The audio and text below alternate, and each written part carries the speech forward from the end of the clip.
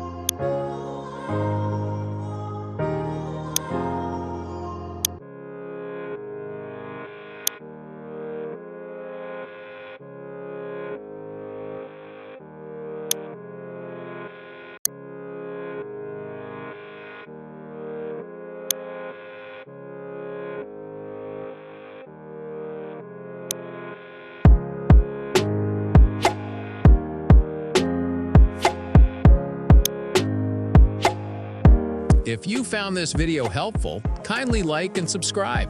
See you in the next one. Peace.